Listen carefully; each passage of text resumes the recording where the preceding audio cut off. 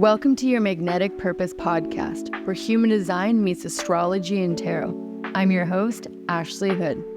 Get ready to explore, evolve, and embrace your fullest potential. Welcome to a journey of self-discovery like no other. Hi, everybody. Welcome back. It's me, Ashley Hood, your host. So today I wanted to get into the conversation of change.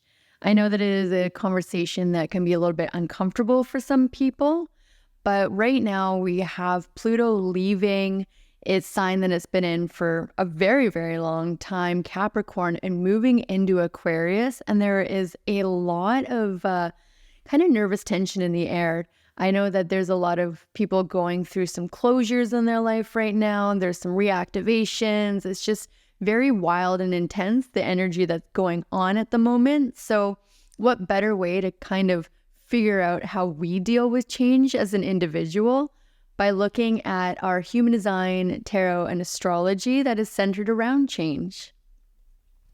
So we'll kick it off with human design. So when it comes to change and your human design, each one of the energy types has their own specific and unique way to dealing with change. So for the manifestors are the initiators. They are used to being the ones that create change, but when change is happening to them, it can be a little bit more uncomfortable for them because it is not something they initiated. So a good tip for a manifestor when it comes to change is when there is a situation that is beyond your control that you didn't actually initiate, it is best to honor your rest and your initiation cycles. So when this is happening to you, it's a really great time to rest and reflect and think about the energy that's going on around you. A really practical way that you can do this is by journaling. Manifestors are great at knowing just the right time to move and the right time to rest. So knowing that there is a change outside of yourself that's happening, this is the universe letting you know it is time to rest. When you get a chance to rest and reflect, that's actually when your magic starts to kick up again, and then you get your next thing to initiate or your next impact that you're supposed to make. Now, when it comes to generators and manifesting generators, they are the ones that are more likely to be responding to change. We're not I say we because I'm a generator. Generators and manifesting generators are not the type to be initiating change. That's not correct for their energy type. They are meant to respond to life. So a manifesting generator or a generator is going to do the best by when change is coming at them, that they just go with the flow and they look for the right moments to respond to the change that's happening. If they try and initiate or push against change, it's only going to leave them completely frustrated and burnt out. So a really good way that the generator or manifesting generator can start to work with that energy of change is by really taking time to practice what their sacral energy feels like inside of their body. So this can look like if you're facing a big life decision about moving or about work, being in a quiet space with yourself or even just in front of a mirror and practicing asking yourself yes or no questions until you can kind of pinpoint when your sacral kicks in and lights you up. That's how you're going to know that you're actually on the right side of the change and just not trying to push against it and actually stall yourself. And the next is our projectors. So projectors are the great wise seers. They probably saw this change coming a mile away, and they are really meant to be the ones that are observing. However, the best way for them to deal with change is if they put themselves in a situation where they can feel recognized and they have the right moment to invite themselves into the change that's happening for them. So a practical way that they could work with this would be if change is coming at you, practicing patience and really waiting for that key moment when you are getting an invitation to show your gifts or to shine or to show up fully in that process of change for yourself. This could look like, say something's happening at work or you're thinking about a big move And just taking time to be really quiet and maybe journaling or reflecting the type of environment that you want that change to feel like or to bring about. And then you're going to start to see kind of where you can intertwine your own energy into that environment. And that in itself is an invitation for you. Another way that you could use this practically would be if you were in the midst of change or change was happening to you and it was uncomfortable. Really just taking the time to reflect and kind of ground in and be patient with this change and waiting for that key moment that only you know is coming to be able to respond or being able to be initiated into the change.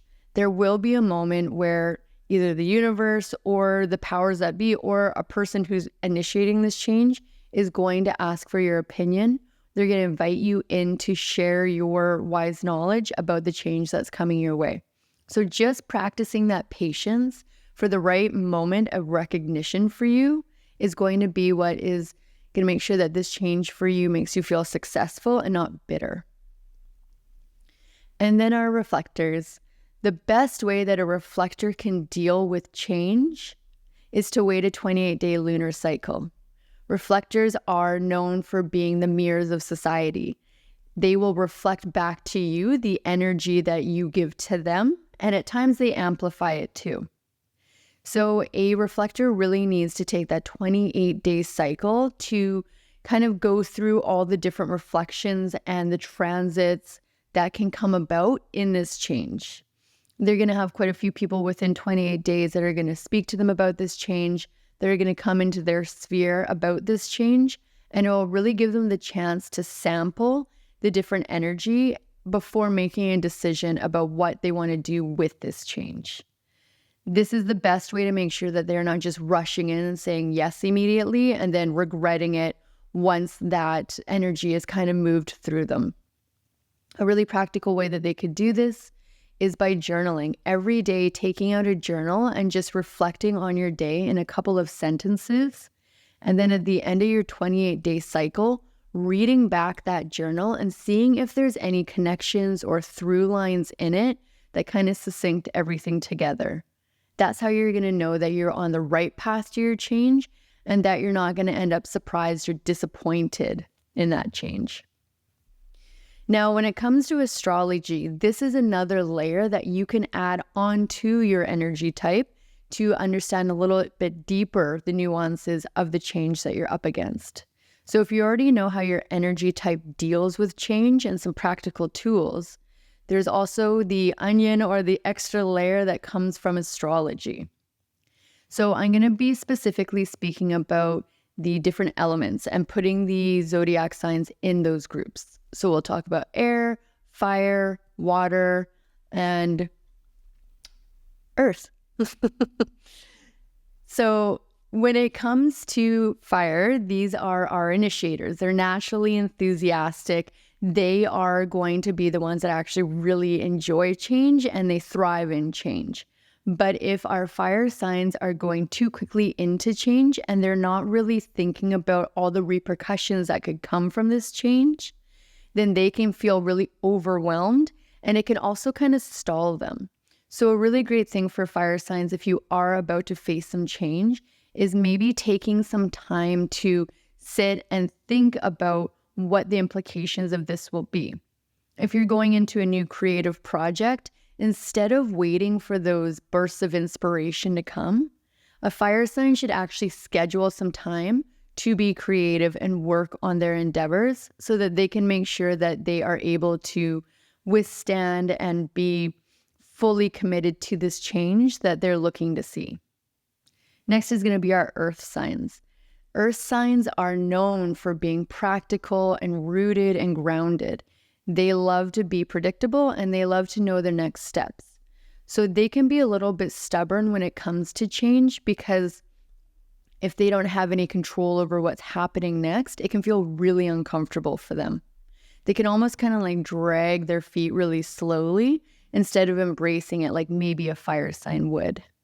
So a really good tip for a earth sign when they are facing change is to make a pros and cons list and also write down a plan A, a plan B, a plan C, and a plan D, and just really having a clear understanding of if this doesn't work out, then I'll do this. If this doesn't work out, then I'll do this.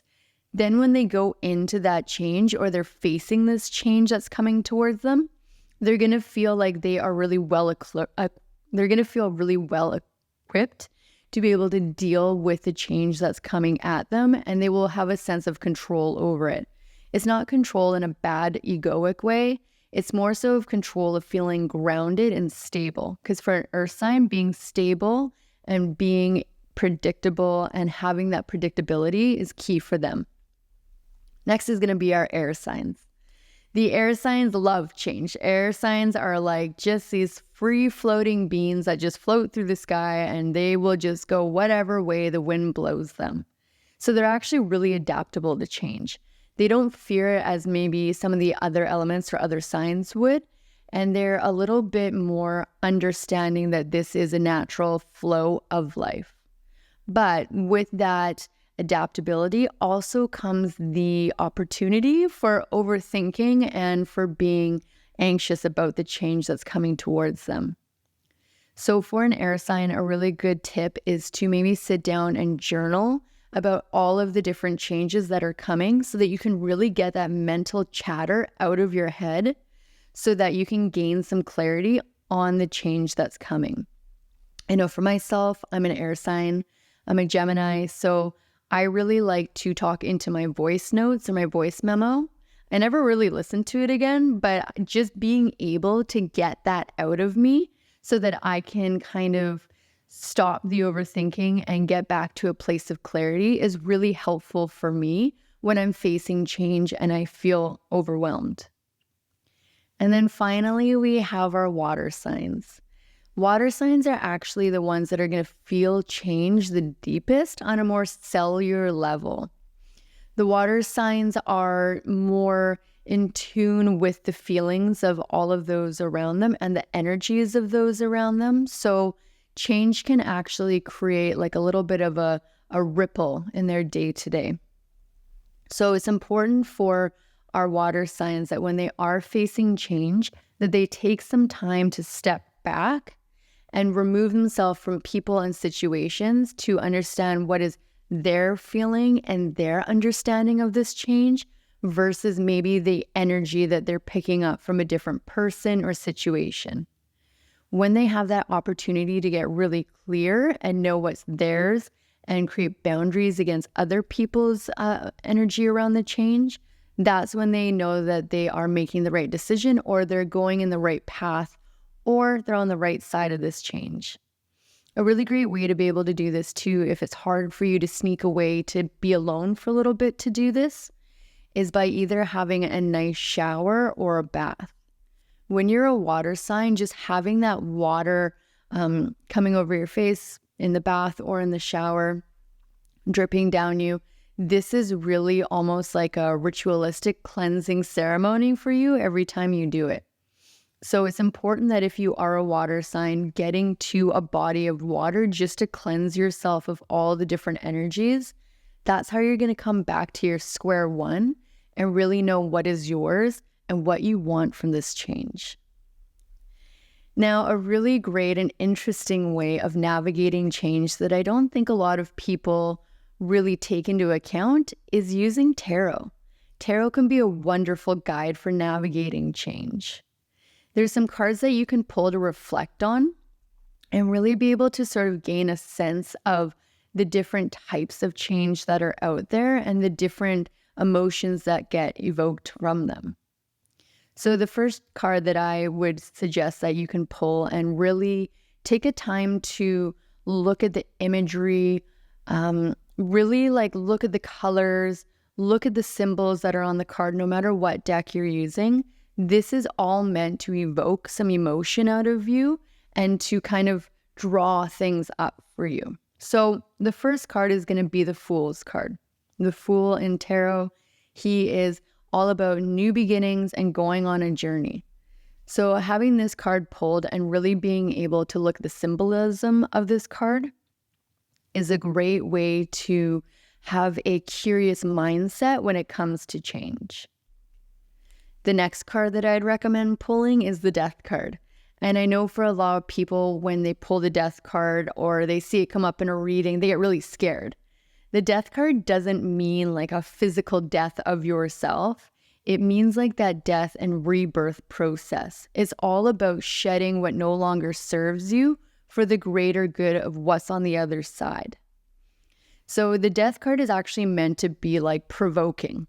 When you look at it, it's meant to create some turmoil in your body because it's helping you figure out the different triggers that are coming up to see what's no longer serving you. So being able to journal on the Death card about what is coming up for me when I look at this card or when I think about this card, or also what is no longer serving me that I can leave behind for a better life. And then the Tower card. This one's personally my favorite. The Tower card is all about like instant upheaval. It is about like sudden and dramatic change. It's what you didn't see coming, but it means that you need to shake the foundation of your core to get rid of all that doesn't serve you for what actually is meant for you. So this card is a really great card to reflect on because it basically is kind of a huge part of a lot of our fears. Sudden change, sudden upheaval. What if this happened? What if that happened? Lack mentality. It's a really great card to be able to reflect on what are your deepest fears that are really kind of buried beneath that you're maybe pushing aside or you don't want to think about. That's why the Tower card is such a wonderful card to reflect on for that reason. Another one that is really interesting, and again, it's a little bit provoking, but I promise you, it's not meant to be a scary card, but is the Devil card. The Devil card in most decks depicts a figure with two people who are chained to him and to each other. And this is all about the bonds that we need to break. They are unhealthy bonds. So maybe this is your addictions to overthinking, to numbing, drinking, alcohol, food, whatever. This is all about asking you to look at those chains that you're bound to that no longer serve you. And then for a little bit of a happier card, I love to reflect on the Star. So the Star is all about renewed hope and knowing that on the other side of change, there is light. So taking this card and really looking at the imagery and thinking about this card when you need a little bit of extra faith in your life can be really grounding and really healing as well. And just for a kick, if you want to just feel really great and joyous, go and pull the Sun card. The imagery on there is always so fun no matter what deck it's in, and it really just reminds us to not take ourselves or life so seriously and really go with the ebbs and flow of life, because at the end of the day, we're all just big kids. So with these three together, I hope that this can kind of help you start to understand your own rhythms for dealing with change, and then also some different ways, more on the esoteric side or tarot side, about how to navigate through this change without it being so scary. When it comes to change, I always like to think of change like a muscle. So you go to the gym to work out your muscles, right? So if you are constantly working out a muscle of overthinking, anxiety, always thinking about what you don't want to have happen on the other side of change, you're only growing that muscle. It doesn't mean that what you don't want to see have happen is going to happen because you think about it more and more and you're manifesting it into life. That doesn't usually happen. But the more you think about what you don't want to have happen, the more power you're giving to that muscle to grow. But if you can start thinking more about what you do want to have happen and what you are in control of, you are now growing a new muscle. This old muscle is not going to go away. Just because you stop thinking about it doesn't mean that it is going to be completely gone forever. But having that new thing to think about and that new what you do want to have happen on the other side of change, you're growing that muscle, and ultimately the other one is going to start to shrink, and it's not going to be as prevalent in your life anymore. It's not going to have as much control over you. So the best thing that you can really do for yourself when you are navigating this change is really think about what you do want to have happen versus what you don't. You can't control many things outside of you, but you can control the way that you see a situation and that you choose to focus on it and that you choose to create your energy around it. So I hope that you enjoyed this episode today, because again, there is a lot of heavy, crazy energy out there right now. But it is in change that we get to see the most and the biggest and the most expansive transformation. I know that change can be extremely uncomfortable, and it is easier to try and push it away, push it down, numb it out, and not think about it, but it's always going to be there. Think about that muscle, right? If you just keep working it out and trying not to think about it, or like thinking about it too much, it's always going to be there. But if you can take the time to really feel it and let it move through your body, because the only way over it is through it, it starts to relieve some pressure from that, and it is going to help you grow the muscle or the thoughts that you do want to have happen and not what you don't. And tarot is always a fun way to kind of take yourself out of the mental chatter and really start looking at things from a higher perspective once you understand your energy type and also how your zodiac sign deals with change. So I hope you all have a wonderful day. I hope you're navigating whatever change is coming in your life with grace. And if you are just flying through life right now and everything feels great, that's amazing. Make sure that you bookmark this episode so that if you do have some change that comes up or something unexpected happens, or if you want to be better prepared about how to deal with change for your energy type, this is a wealth of information that you can keep coming back to. So until next time, here is to health, wellness, and weirdness. Take care. If you enjoyed today's episode, make sure to like, share, and subscribe wherever you stream your podcast. For more resources and tools to explore human design, tarot, and astrology, head over to yourmagneticpurpose.com and book a live one-on-one reading or download your free chart.